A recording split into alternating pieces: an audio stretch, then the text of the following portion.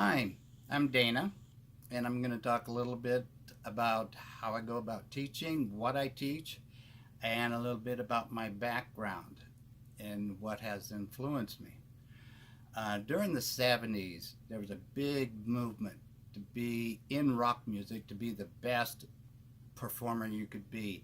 Also, to work and be the best band working together as you could be. It's called virtuosity. Falls under the category of art rock. People were going back to school, they were studying music formally and so on. Even though I grew up classical piano, I still had that influence during that period. And I was really drawn to the virtuosity and the great performers in that time. And so I went off to the University of Nebraska at Omaha. I got my degree in K 12 education, so I was certified to teach music all the way from kindergarten to high school. And I still have used some of those ideas that I learned with my private students.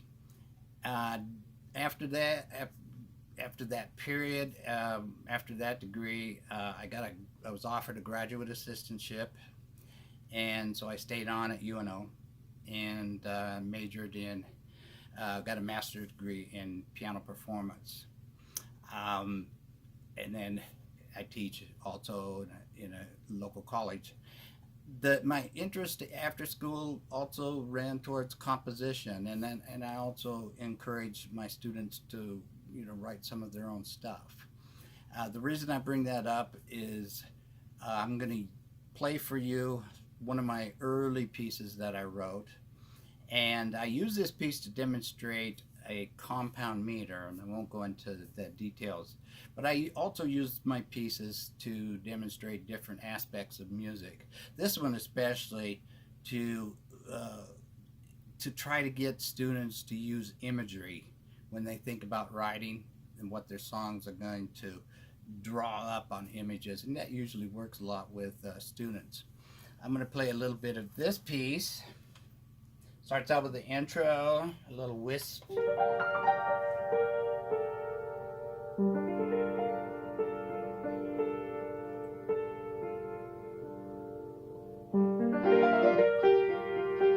Then you can finally feel it moving.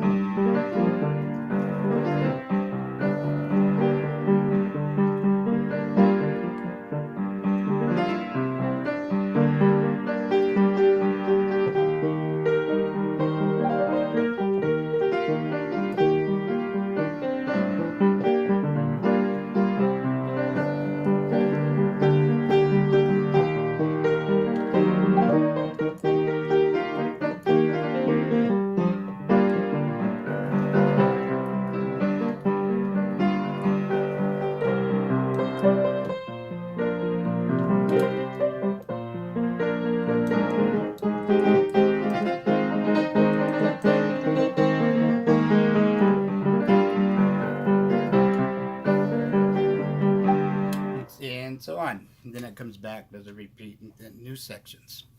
Uh, moving on a little bit, as long as I'm at the piano, I also work with voice students. I also have with voice students a CD that they can do their exercises. Um, what I do is also use my undergrad was keyboard vocal, so I had a little experience in college with this. But I make a CD, so with different types of scales, a thing called arpeggios. We work with vocal production, being sounding the best you can by maneuvering the tongue, lips, jaw, and also tone production. But one of the things that I like to do with the pieces is also teach interpretation. This piece in particular I like because once you analyze the actual words that are going on, you actually can um, know how fast the piece should go, how where the climaxes are, um, how loud it should be in general. It really tells you by analyzing the words where this thing's going. Uh, this is Summertime from George Gershwin.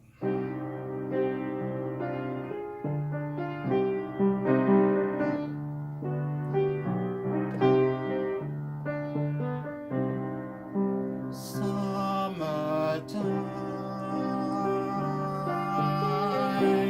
and the living is easy. Fish are jumping and the cotton is high, and so on. And by the time you get done looking at the words and how you place, if you can place who is singing this thing, the time of history in America.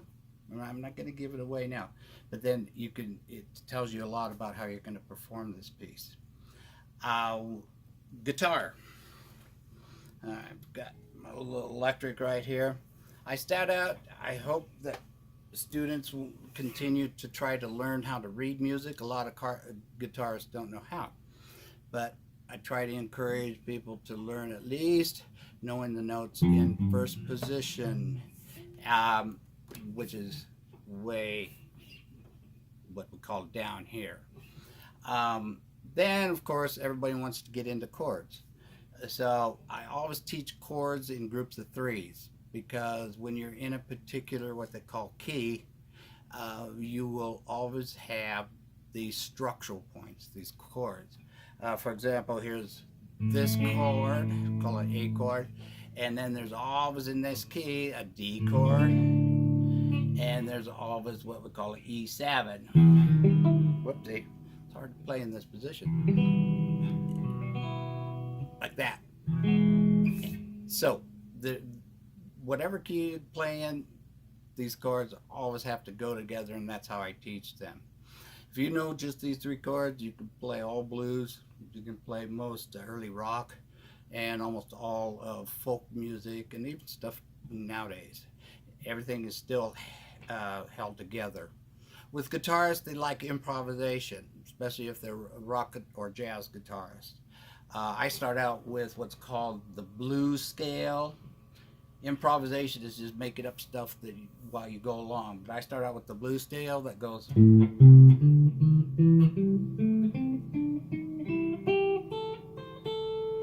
And then, of course, going back down.